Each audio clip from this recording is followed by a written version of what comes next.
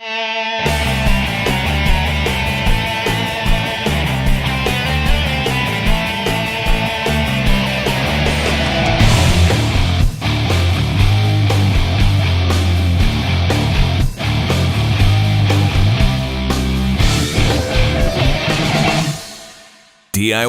with Chris, giving you the tools to do it yourself.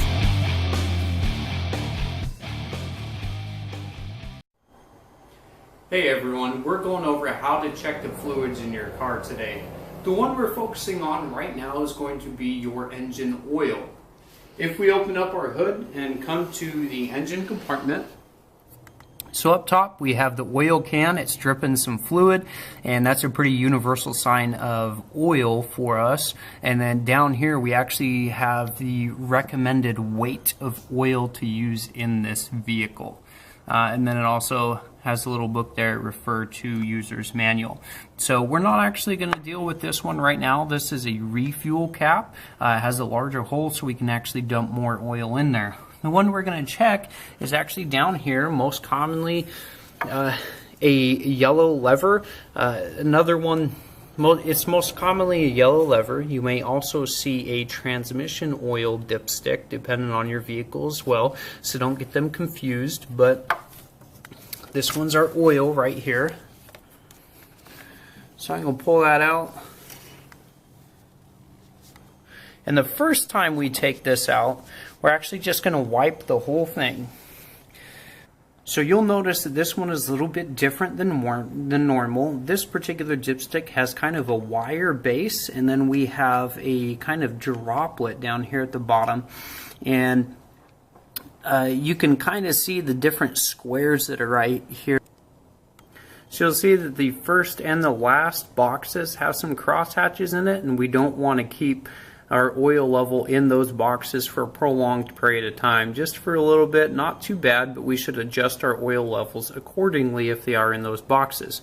So the center three are where we really want to stay, and that is a good indication of where your oil level is. So first time we pull this out, we just wipe it off to get, because while you're driving it, fluid may have splashed up higher on it and give you a false reading.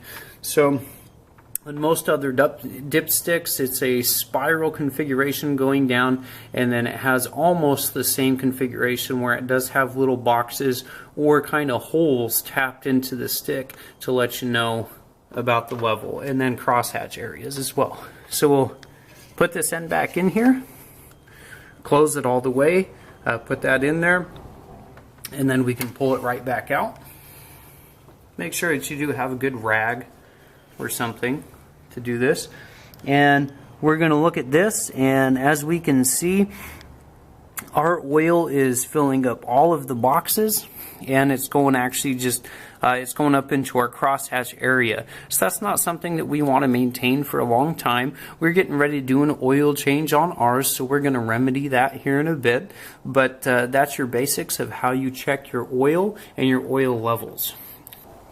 If you have too much oil in your vehicle, one way of getting rid of it is to go to your lower drain plug and undoing that for a little bit and draining some, and then you can go top it off later.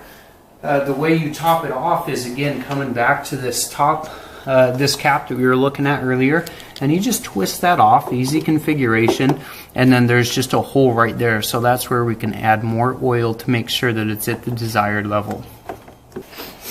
If you need to add oil, something like this is what you might do it with. So we have right here something that's very specific to our vehicles. Our GMCs have to have the Dexos. Not all oils that you can get in the store actually have the Dexos on them. So this is something particular to our brand of vehicle, and you might need to be aware of any other stipulations for vehicles that you have before you buy the oil and before you try and do any maintenance on it yourself.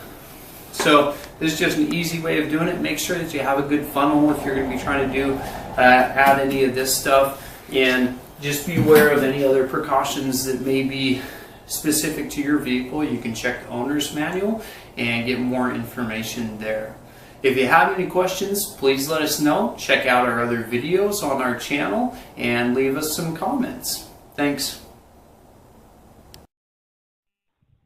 DIY with Chris, giving you the tools to do it yourself.